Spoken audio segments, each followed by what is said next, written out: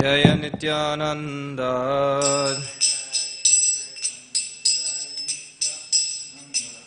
Jai Dvaita Chandra Jaya Gaura Bhakta Vrinda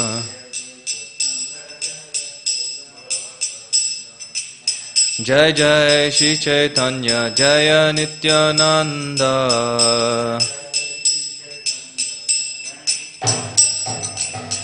Jaya Dvaita Chandra Jaya Gaura Bhakta Vrinda Jai Jai Shri Caitanya Jaya Nityananda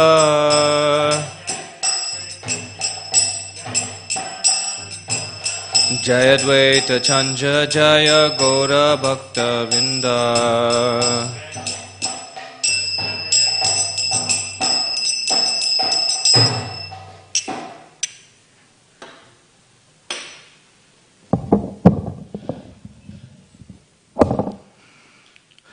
Om Jnanatimurandasya Jnananjana Shlakaya Chakshurun Militam Yena Tasmai Shri Gurave Namaha Jai Shri Krishna Chaitanya Prabhu Nityananda Shri Advaita Gadadhara Shivasati Gaura Bhakta Vrinda Hare Krishna Krishna Krishna Hare Hare Hare Rama Rama Rama Hare Hare Hare Krishna. Welcome to our Sri Caitanya Caritamrta class or reading session. We are continuing with chapter Madhya Lila chapter 22, the process of devotional service, text number 19.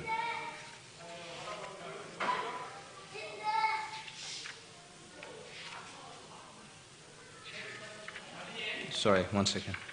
Text number 31.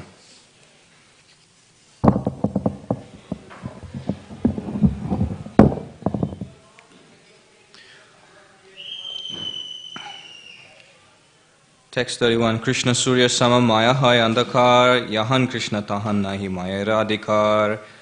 Translation: Krishna is compared to the sunshine and Maya is compared to darkness.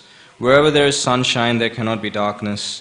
As soon as one takes to Krishna consciousness, the darkness of illusion, the influence of the external energy will immediately vanish.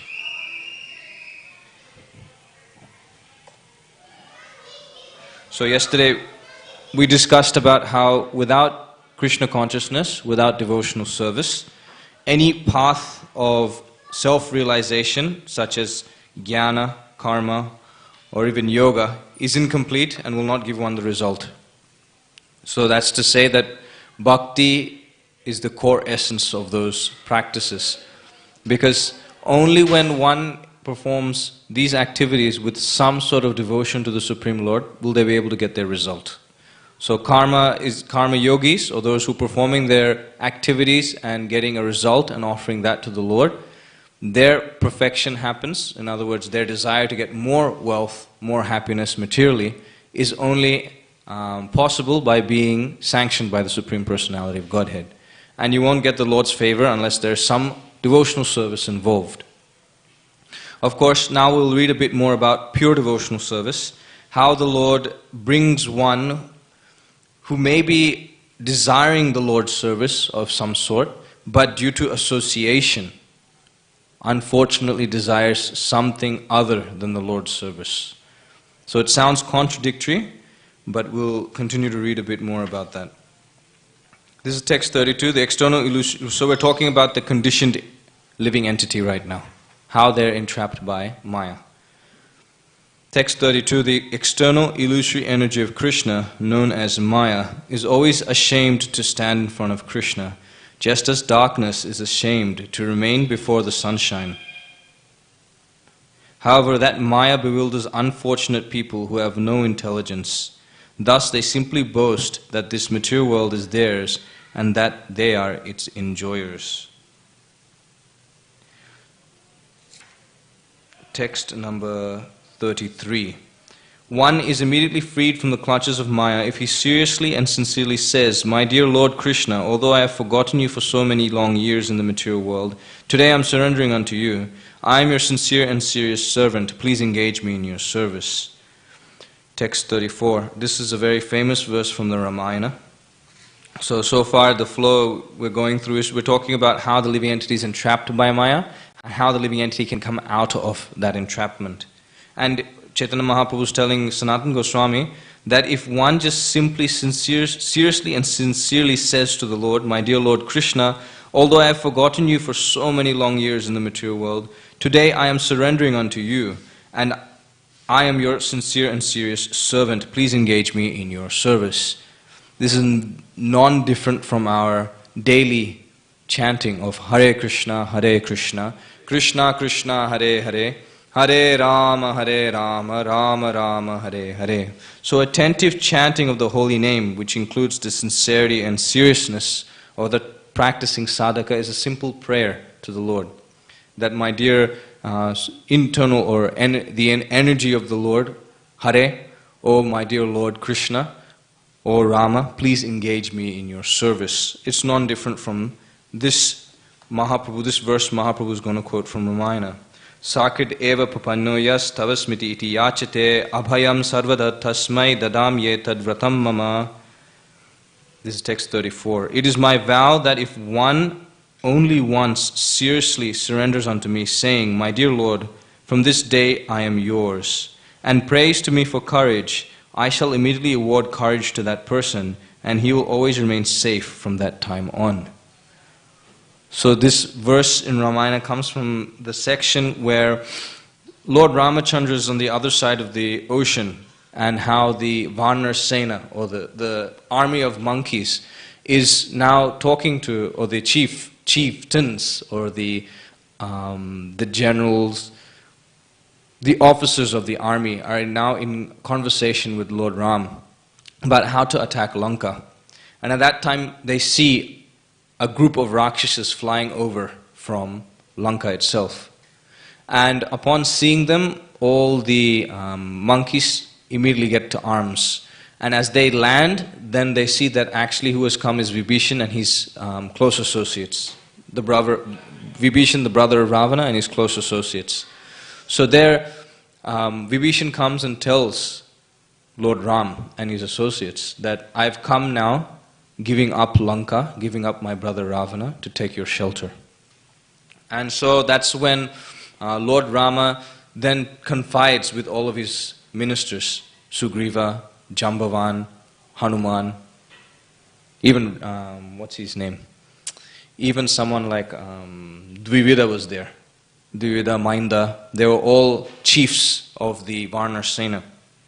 And each one started saying that he's a Rakshasa, he should not be trusted, he's the enemy, he's a spy from the other camp. So then Lord Ramachandra, he asks Hanuman. And Hanuman tells him that if he has come to take shelter of you, then of course you will give your shelter to him. And Lord Ram clarifies and confirms this, saying that yes, it is my vow that if one only once seriously surrenders unto me, saying, "My dear Lord, from this day I am yours," and prays to me for courage, I shall immediately award courage to that person, and he will always remain safe from that time on. So you can see the very basic or the very simple process from going from a conditioned soul to becoming a liberated soul is just simply surrender unto the Supreme Lord. And remember, yesterday we were talking about consciousness. We were talking about how it's just simply a shift in consciousness. How it goes from my pleasure to Krishna's pleasure. It's a very obvious shift in consciousness, but very difficult for us to implement and to stick to. Because we're used to just thinking about ourselves. So that doesn't mean that because we're used to just simply thinking about ourselves, that changing to thinking about Krishna is an artificial imposition. Actually, Krishna consciousness, the love of Godhead, is dormant within the heart. But by practicing Krishna consciousness, we're reawakening that dormant love for Krishna. And by doing that, then we'll be happy and satisfied. So here we can see the extreme mercy of the Lord upon the conditioned soul. That if you think about it, we've traveled in material existence for such a long time, and Krishna has appeared with us as a super soul. It's not that Krishna just simply watched us go from lifetime to lifetime, birth and death. Krishna accompanied us through each and every single life. waiting for us to turn to Him and to give up this this game, this illusory desire to enjoy separately from Him. So we'll continue to read about Krishna's mercy more. This is text 35.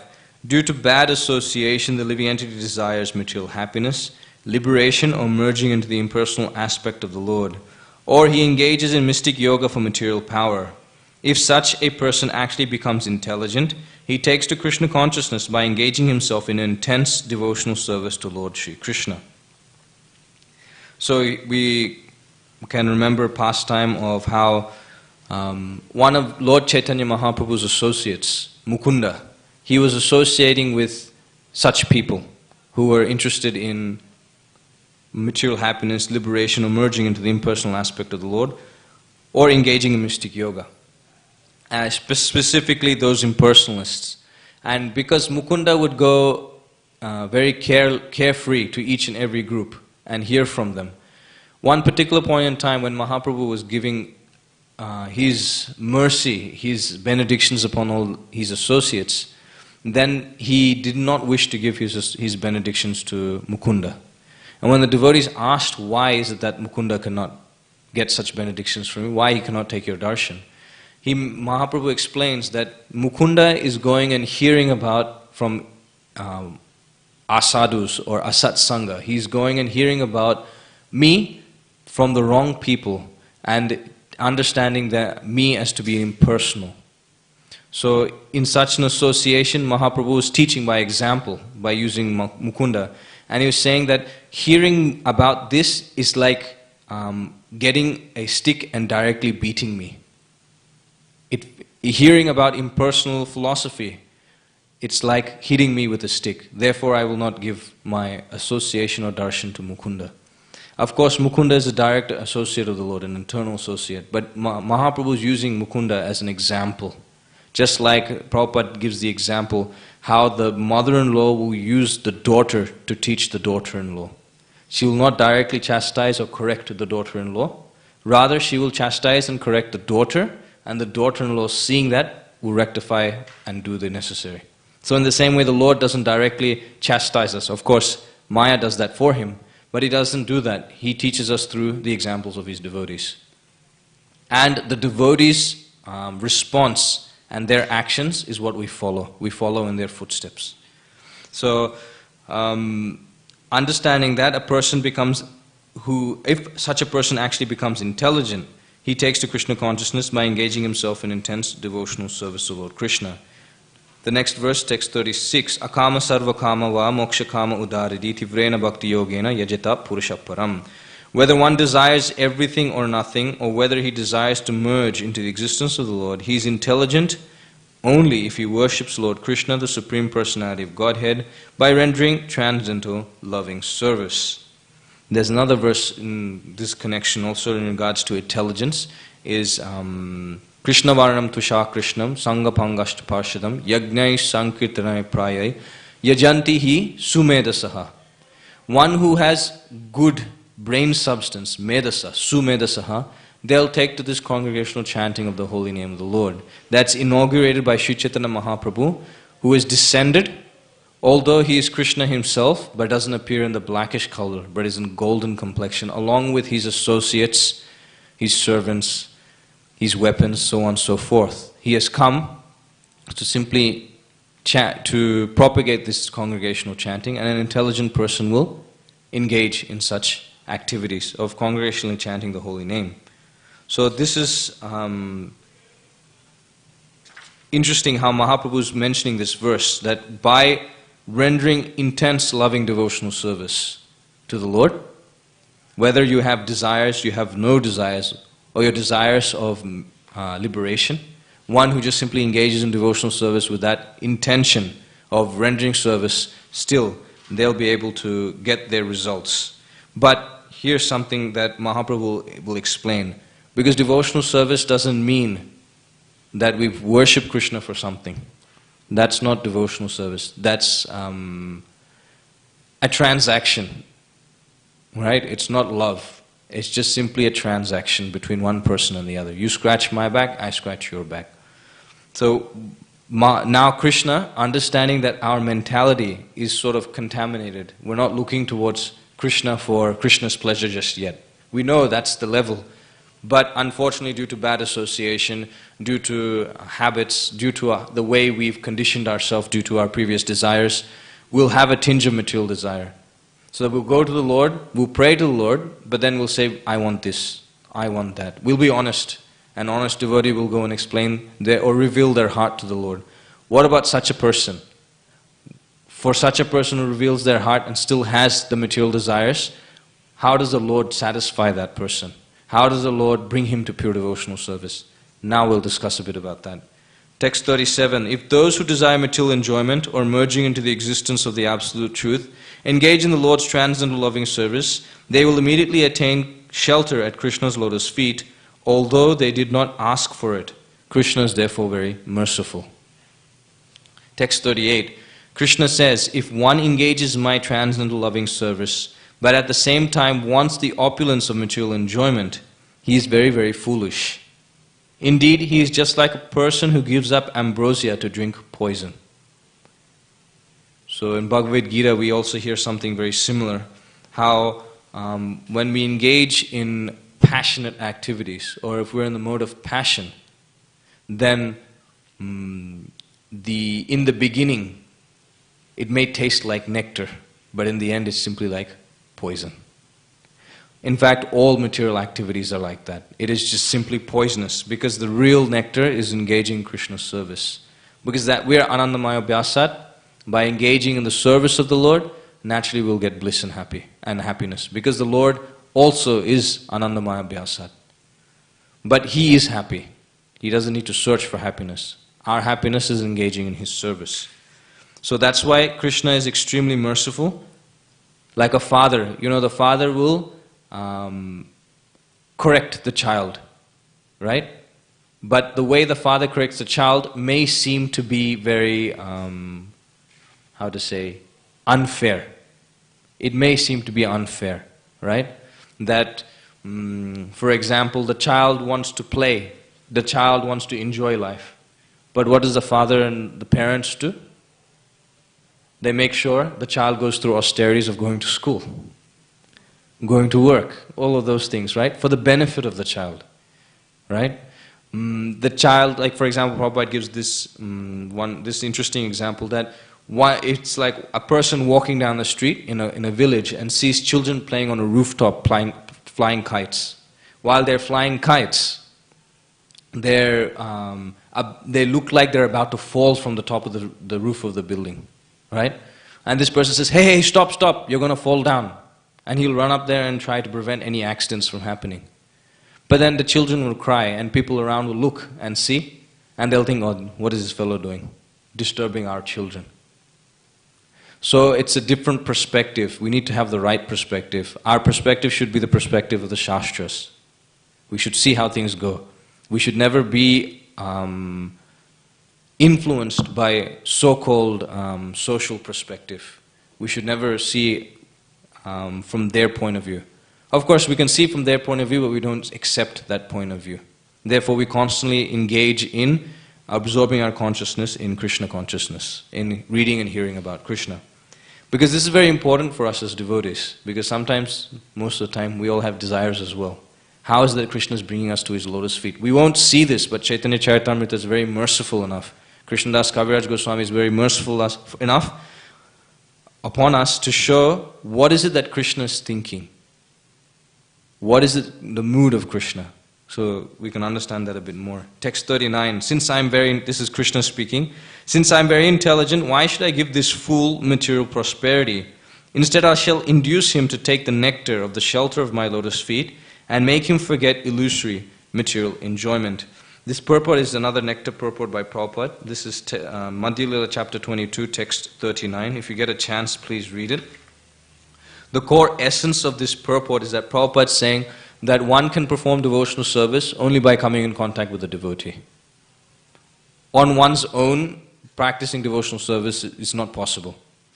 I mean, if you think about it, however many years ago, before you came in contact with this Krishna consciousness movement, who desired this? I certainly didn't desire this. But coming in contact with a devotee then rendering some service to the devotee, to the Lord through the devotee, by following the devotee's instructions, then Krishna becomes pleased and bestows upon us some taste, some understanding of love of God. And we've all experienced it. That's why we're still here. That taste that pushes us on in Krishna consciousness, right? Because we're pleasing Krishna's senses, and Krishna is satisfied giving us that pleasure. So Krishna, that is Krishna's shelter. That is the shelter of Krishna's lotus feet. But here's the thing, that even though you have no idea how to develop it, Krishna still gives it. This is the extreme mercy of the Supreme Personality of Godhead. That's why it's known as Causeless Mercy. We have not done anything to deserve what we get in Krishna consciousness. But the Lord is giving it to us out of His magnanimity. Here's another thing to also think about. That Krishna knows that we want something. He knows that we're foolish, and Krishna is intelligent. This is the difference between worshipping demigods and worshipping Krishna. You worship demigods with a foolish intention, they will satisfy your desires, whether it may be harmful to you or whether it be beneficial for you. Because they're contract bound. That's the demigods. Take Brahma for example. Lord Brahma satisfied the desires of Hiranyakashipu. Even though Hiranyakashipu, he knew very well Hiranyakashipu was going to cause problem for the universe. Duty bound. Right? So, if you don't satisfy the demigods, then the demigods are, let's say, according to the contract, they are, they are able to, or they're justified in their actions to give you less or more of whatever they're governing. Indra, for example. If you don't worship Indra properly, then he's justified in giving excessive rain, justified in giving less rain.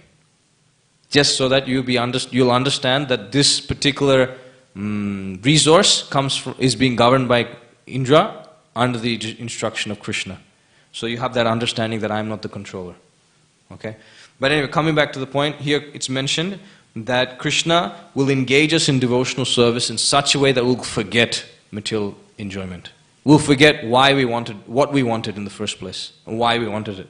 To the extent that sometimes even devotees have experienced that later down the track in devotional service, they'll get it. And they'll be disappointed. Why did I get it? Why do I have it? And Krishna will make sure that He reminds you.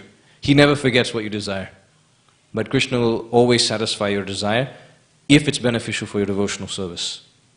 And He'll give you resources and facilities if it'll bring you closer to Him. In other words, you'll use it in His service. So here's the main point of this purport, the last one. The point is that we should not try to exchange loving service for material prosperity. If we are actually surrendered to the lotus feet of Krishna, our only desire should be to satisfy Krishna. That is pure Krishna consciousness. Surrender does not mean that we demand something from the Lord, but that we completely depend on His mercy. Very important. That is what surrender is.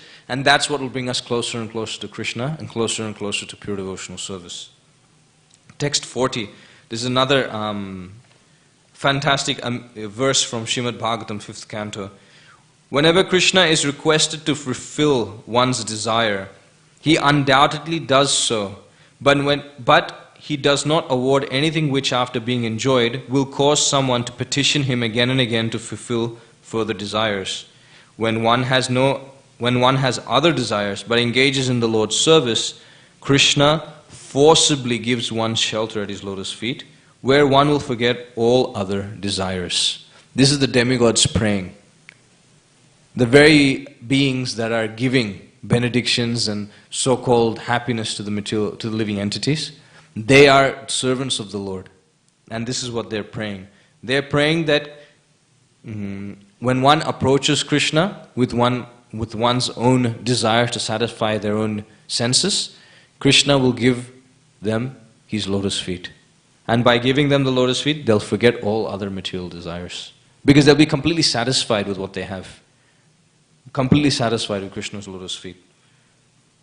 Text 41, when someone engages in Krishna's devotional service for the satisfaction of the senses, and instead acquires a taste to serve Krishna, he gives up his material desires and willingly offers himself as an eternal servant of Krishna.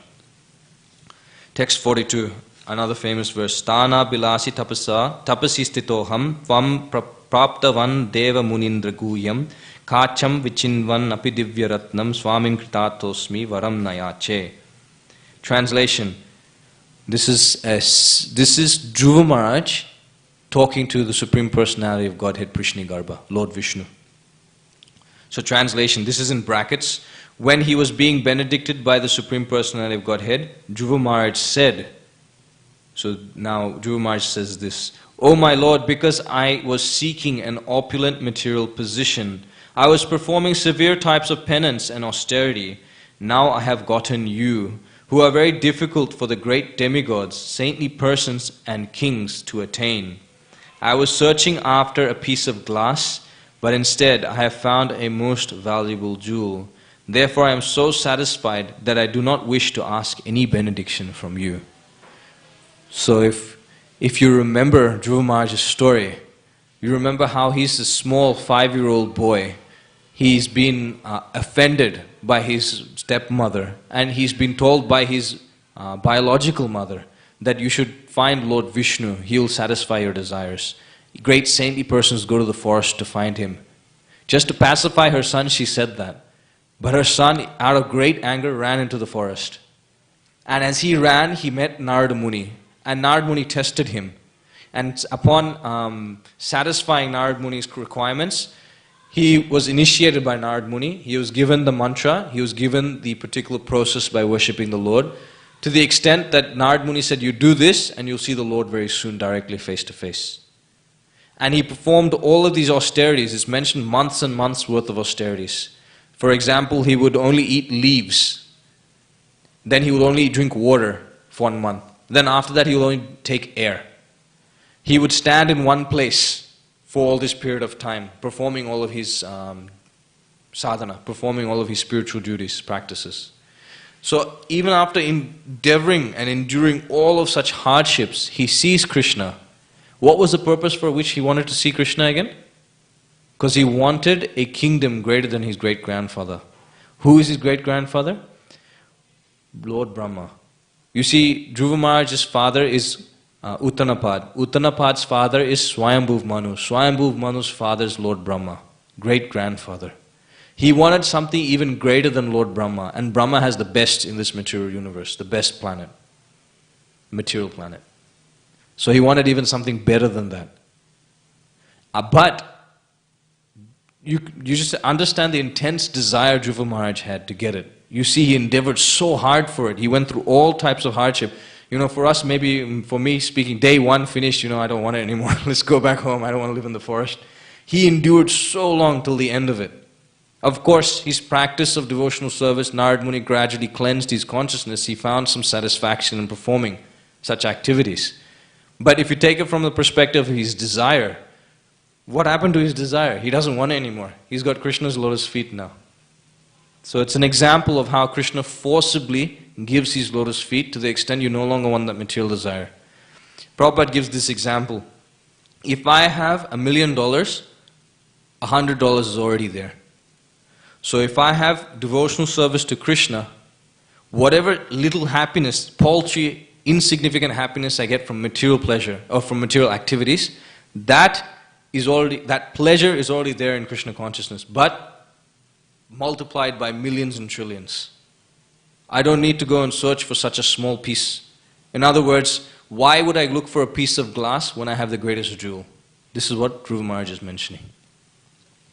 Text 43, there are unlimited conditioned souls who are bereft of Lord Krishna's service, not knowing how to cross the ocean of nescience. They are scattered by waves, time and tide. However, some are fortunate to contact devotees, and by this contact they are delivered from the ocean of nescience, just as a log floating down a river accidentally washes upon the bank. So it's a very revealing verse to us.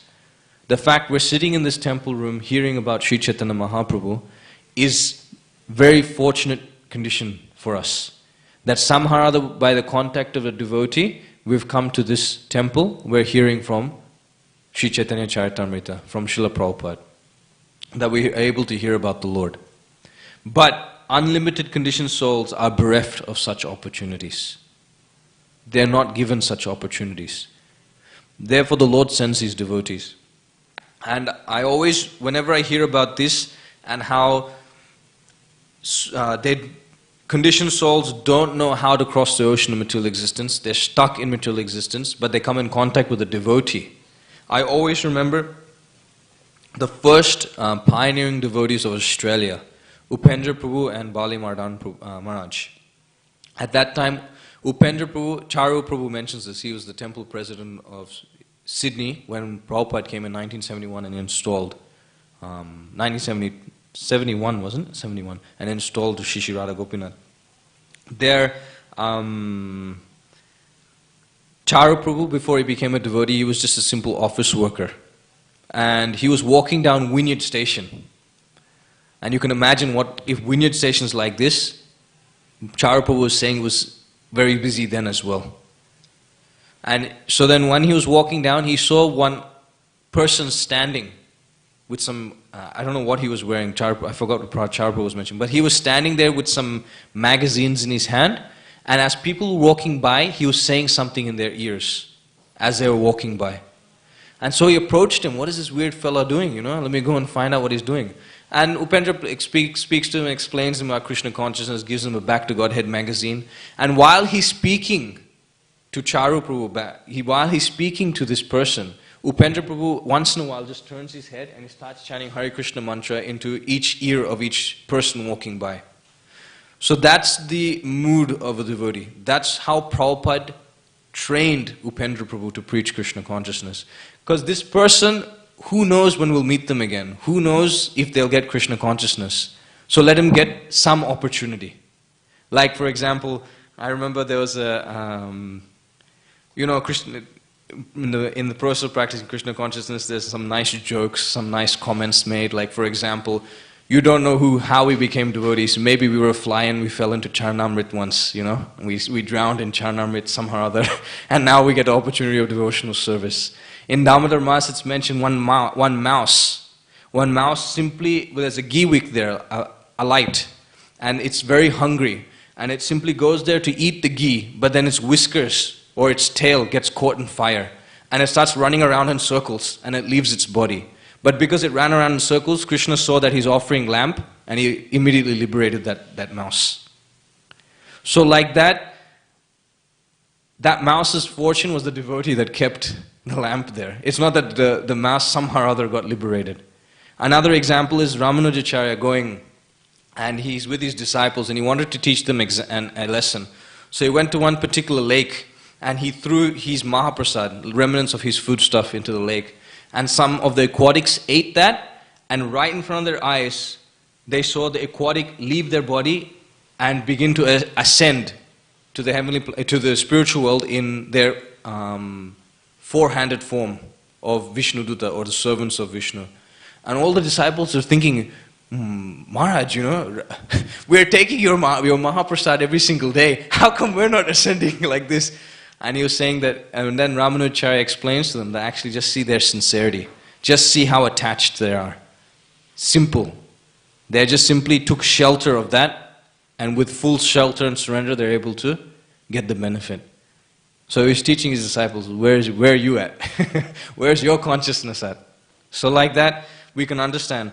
But how did it begin? It began with the mercy of the devotee. We should never forget that. It always begins with the mercy of the devotee. Now the next verse, this is text 44. This is Akrura visiting Vrindavan. Because I am so fallen, I never get a chance to see the Supreme Personality of Godhead. This is a quote. So he's saying, quote, because I am so fallen, I shall never get a chance to see the Supreme Personality of Godhead, end quote. This was my false apprehension. Rather, by chance, a person as fallen as I am may get to see the Supreme Personality of Godhead. Although one is being carried away by the waves of the river of time, one may eventually reach the shore. So it's a very fortunate position we're in. That somehow or other we are like sticks and twigs in the ocean of time, and the tide simply brings us together and separates us. Brings us together and separates us. We don't know if we'll come together again in the future. We'll be separated anyway. So that's how time works.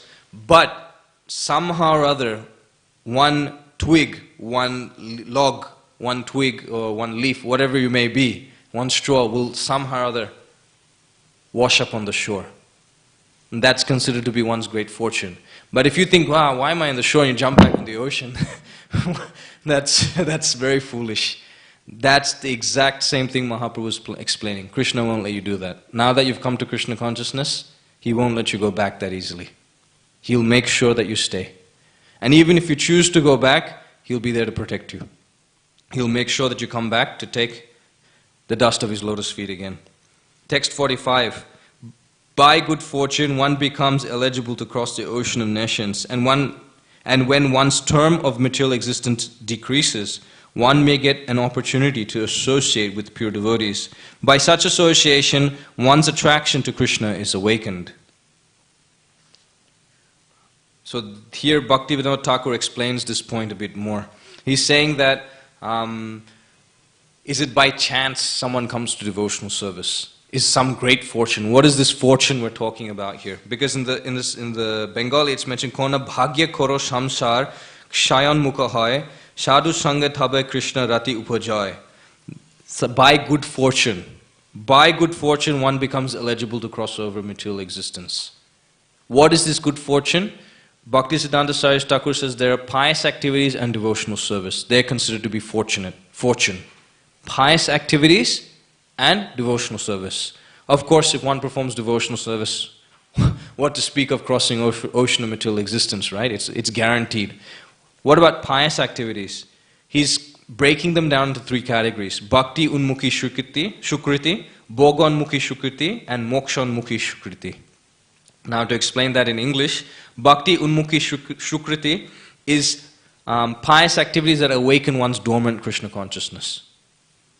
Yeah, we often quote that as agyata sukriti, right? Unknowingly performing devotional service, something small. Somehow or other we may have done something and Krishna is giving us his blessing. Then we have bhoganmukhi, which is pious activities that give material opulence, and mokshanmukhi, which is pious activities that cause liberation. Of course, of the three, what we want is bhakti unmukhi shukriti. That's the most fortunate. And when you get that, that's by the association of devotees. Like I was saying, you know how Upendra Prabhu was there, standing, talking to someone, but every time someone walked past, he would chant Hare Krishna in their ear. That's their bhakti unmukhi shukriti, forced.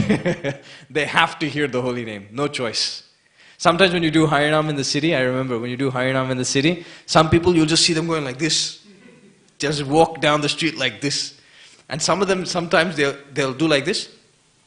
And then, is it finished? Oh, it's still there. Then they'll continue walking down the street. Forced mercy. They have no choice. They've got this bhakti unmukhi shukriti. It's only a matter of time now. Same thing with the book. You give them book. Oh, it's a nice book, but I don't think it's for me. Too late. You've already appreciated the book. It started. Your journey back to Godhead has begun. So, by associating with the devotee willingly or unwillingly, one advances in devotional service, and thus one's dormant Krishna consciousness is awakened. Text 46. This is a very nice verse from Muchakunda's prayers to Lord Krishna.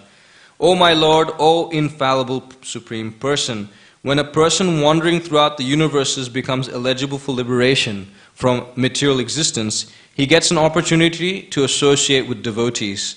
When he associates with devotees, his attraction for you is awakened. You are the Supreme Personality of Godhead, the highest goal of the Supreme Devotees, and the Lord of the universe. So, if you actually read this verse in Srimad Bhagavatam, the Acharyas give a bit more details here. Because here, Muchukunda is mentioning how your material existence ceases, and then you get the association of devotees. But actually, that's not really how it works. First, you get the association of devotees, then your material existence ceases. It doesn't mean that you get association of devotee and you disappear. That's not what it means when your material existence ceases. Prabhupada gives the example of a jivan mukta, or one who's liberated even within the material body, like a coconut. You have a coconut with the flesh attached to the shell, and you have a coconut that's got a dried flesh, that when you rattle it, it's separate. Right? So that's what that's the example of a liberated person. That although it looks like they're in the material world, they're not here, they're not attached. Just like that dried pulp is not attached to the shell. Right? So in the same way, the living entity or the liberated personality is unaffected by material existence. They're known as Jivan Mukta or liberated. So this is an example of how Muchukunda wants to show the extreme situation or an extreme exclamation of the necessity to take association of devotee to cease one's material existence. It's not possible otherwise. That's why, remember, linking back to what Mahaprabhu said earlier, jnana, yoga, karma cannot help you get out of material existence. Only by bhakti. And that too, bhakti is dependent on bhakti. Right? Bhakti sanjayate bhakti. By bhakti, one gets bhakti. So, how will you get bhakti? You will not get bhakti unless the devotee gives you bhakti. And we are living entities, as I mentioned before. Krishna consciousness is dormant within our hearts. But we have chosen to cover that up due to our desires. It's become covered by layers and layers and layers of conditioning. But the devotee is able to cut through all those layers and help us get down to the essence, get down to the basics, get down to serving the Lord and engaging in Krishna's pure loving devotional service. Text 47. Krishna is situated in everyone's heart as Chaitya Guru, the spiritual master within. When he is kind to some fortunate conditioned soul, he personally gives one lessons to progress in devotional service, instructing the person as the super soul within and the spiritual master without. So, as you will read in Caitanya Caritamrta, it is not that our spiritual master, we talk about the spiritual master is just the instructing spiritual master, the one who gives us initiation. Rather, the person that brings us to Krishna consciousness is also considered a spiritual master. The person who instructs us day to day is also considered a spiritual master.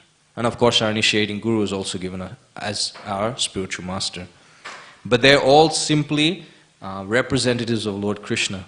Because you see how much endeavor Krishna has to go to because we won't listen to him in the heart? Right?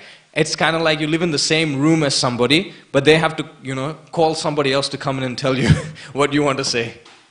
Right? That's our unfortunate situation, our unfortunate circumstance. But gradually, by the mercy of the representatives of Krishna, actually nowadays it's kind of like that, right? You sit in one side of the room, the other side of the room, the guy texts, he texts it and gets it there. So you're already going through another medium to get to the other person.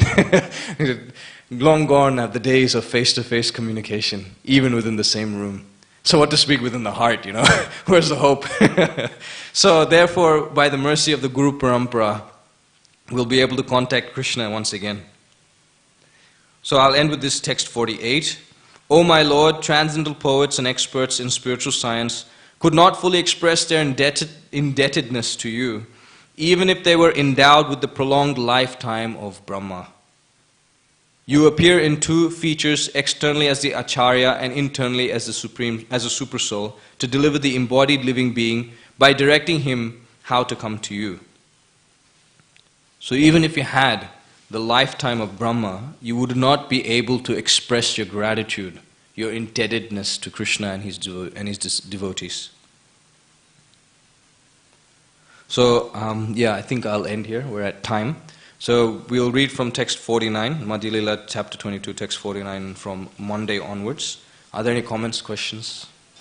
Yeah. Yes, Prabhu. Can you please elaborate on what you just said earlier? Okay, so the question is to elaborate on, or the request is to elaborate on what bhakti, depending on bhakti is. What is bhakti, first of all? It's a question. What is bhakti? Yes, Kamal Prabhu. What is bhakti? Devotion to the Supreme. Okay. Okay, yeah, I'll take that. So devotional service to the Supreme Personality of Godhead. Rupa Goswami gives the definition of bhakti. That when it's free from jnana, karma, and all other processes such as yoga, when it's favorably discharged for Krishna's pleasure. That is called as bhakti or pure devotional service. Now, to be able to get to that platform, we cannot do anything within this material realm. We cannot do anything within the so-called spiritual realms up until the Brahma Jyoti, even understanding Paramatma, to be able to perform devotional service to the Lord. Because by bhakti, the Lord comes under our control. Because by pure devotional service, the Lord willingly comes under the control of His devotee. It's mentioned that Krishna was tied by the devotion of Mother Yashoda. He wasn't tied by her, but he was bound by the love of Mother Yashoda. So he willingly became bound up because of her love for him. Okay? So if that's the extent, and bhakti is transcendental, we are stuck in material existence. What can we do to be able to ever hope to achieve that state? Just practically speaking, it's not possible. No matter what we do now in this realm, whatever we do to the up until the level of Paramatma realization, we're not able to enter into the realm of bhakti unless it is shown, the path is shown to us, unless we are given the mercy to be able to practice devotional service. I think I'll refer to what Mahaprabhu is mentioning here.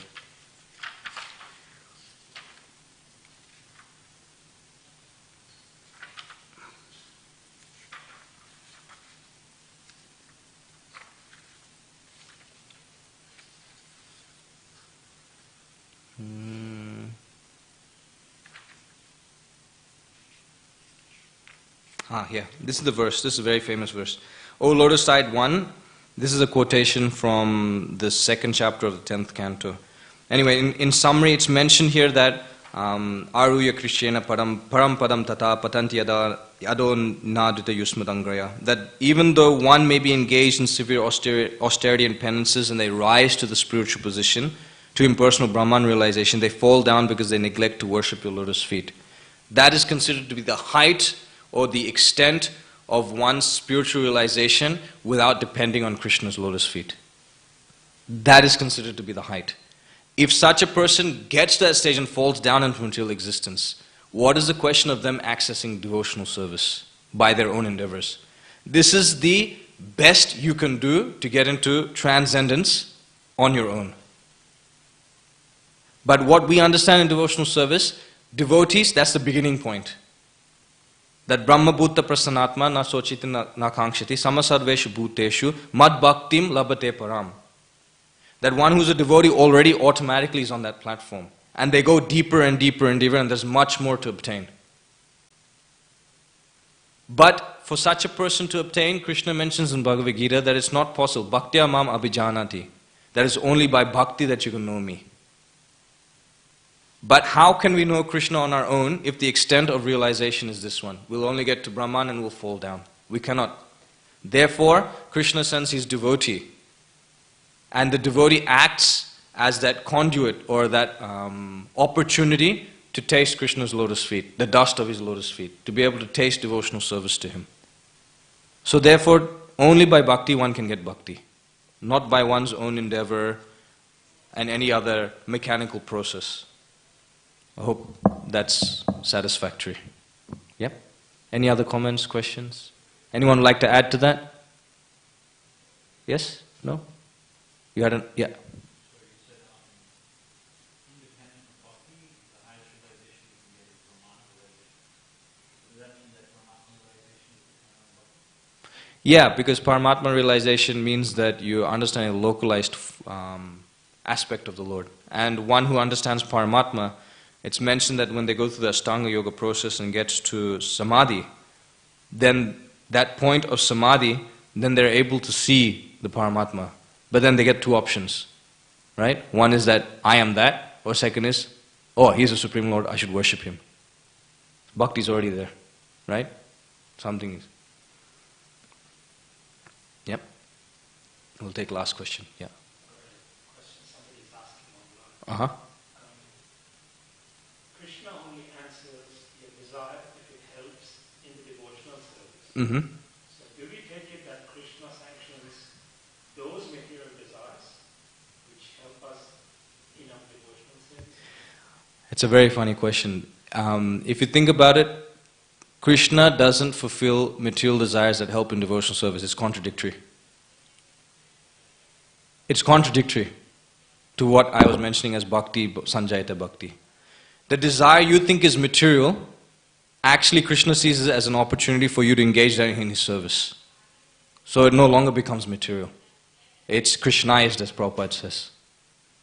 So for example, the funny example I hear often is, people come, they'll, out of their own pious nature, of course, not to dampen that, but people will come and put a couple of coins in the hundi and they'll pray to Krishna and they'll expect some return on the investment, right?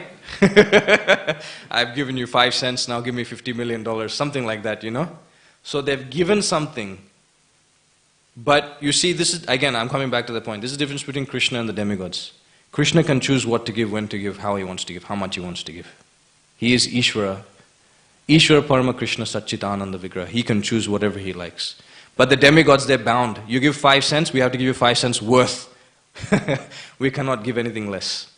But in the case of Krishna satisfying a material desire, when someone comes to the Lord for some material desire, and they get it satisfied, the only reason Krishna satisfies that is because they know that devotee will use it in Krishna's service. But how can you say that's material desire in the first place? Say, for example, I don't know, someone desires, because of conditioning, they want a car. They just want a car, right? And they pray to the Lord for wanting to have that car, and they endeavor in that way to obtain a car. Now, Krishna, being all merciful, will know whether this person deserves to take a car or not, whether he or she gets the car or not, right? But Krishna will make sure that your desires are satisfied in such a way that you won't be degraded in material existence. It's not that you'll just take the car, drive, you won't turn back. You won't come back to Krishna consciousness at all. But he will satisfy your desires in such a way that you'll never want that material desire again. You'll never want it again. You'll think, how foolish, I worked so, I got this car. So I might as well now engage in Krishna's service. So I'll just read that one verse again. I like this so much because since I am very intelligent, this is Krishna speaking, since I am very intelligent, why should I give this fool material prosperity? Instead, I shall induce him to take the nectar of the shelter of my lotus feet and make him forget illusory material enjoyment. Whenever Krishna, this is the demigods, whenever Krishna is requested to fulfill one's desire, he undoubtedly does so. But he does not award anything which, after being enjoyed, will cause someone to petition him again and again further to fulfill such desires. When one has other desires but engages in this Lord's service, Krishna forcibly gives one shelter at his lotus feet, where one will forget all other desires. Okay? So the answer to that question in point blank range is Srimad Bhagavatam, 5th canto, chapter 19, text 26. I just went around the head. Anything else? Oh, Prabhu, okay. Yes, Prabhu, you can.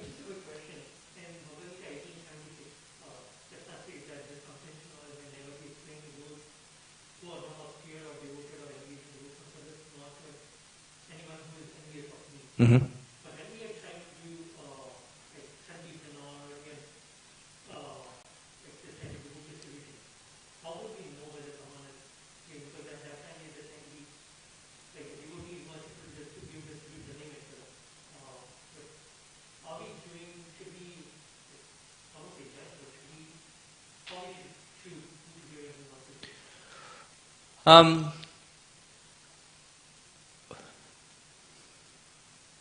Mahaprabhu, it's mentioned the Panchatattva, they broke open the storehouse of love of Godhead and they distributed it indiscriminately. They did not care whether one was lame, one was fit, one was tall, one was male, one was female. They just gave, right? So that's one thing. We should not discriminate. We should not discriminate when giving Krishna consciousness. That's one thing. The second thing is the reaction we get from such a person after distributing. And we'll learn gradually by practice of devotional service, by praying to the Supreme Lord, we'll learn how to deal with these envious elements. Not everyone is going to take up to Krishna consciousness that easily. In fact, if you think about it, Narad Muni, when he delivered the sons of Daksha, he went back to Daksha knowing very well that Daksha would be angry. But he wanted to do well for Daksha. That he thought that if I go back, at least Daksha has an opportunity to come back to Godhead. Some opportunity is there. But what did Daksha do? He cursed Narad Muni. Did Narad Muni pursue? He just said, Tat Badam. Okay, whatever you've given me, I accept it. And he moved on. So he knows how to act. That's the intelligence of a devotee. So when it comes to the second last offense of the holy name, not to explain the glories of the holy name to the non-devotees, we give the basics, chant Hare Krishna. If they're not willing to hear anymore, we let them go, we move on. It's not like, we're doing Harinam or something and then someone says, no, I don't want, we chase them down the street, no, you must take it. That's Lord Nityananda's service, that's his mercy, we can't do that. Okay, so we need to learn. That's why it's mentioned the Madhyamadhikaris knows how to deal with the envious persons. The Uttamadhikari even more, they're a completely different level, of course. But I meant to say the Kanishta, they don't know. They only see, I am the devotee, Krishna is the Lord, that's it. Everyone around me, devotee, non-devotee, who cares? The Madhyama then makes that distinction. Yes, he's devotee, I can associate with him or her. She's or he is not a devotee, okay, then I'll try my best. If they don't accept it, move on. Next person, next person, next person. But here's the thing, because you tried, their spiritual bank balance is increasing. They're getting that opportunity. Bhakti unmukhi sukriti. They're getting opportunity. Right? Okay, so I'll end here. It's already late. Thank you very much for listening. Shri Caitanya Caritamrta ki jai, Shri Radha Gopinath Bhagavan ki jai, Srila Prabhupada ki jai, Jai Nitai Gaur Premanande, Hari Hari Bol.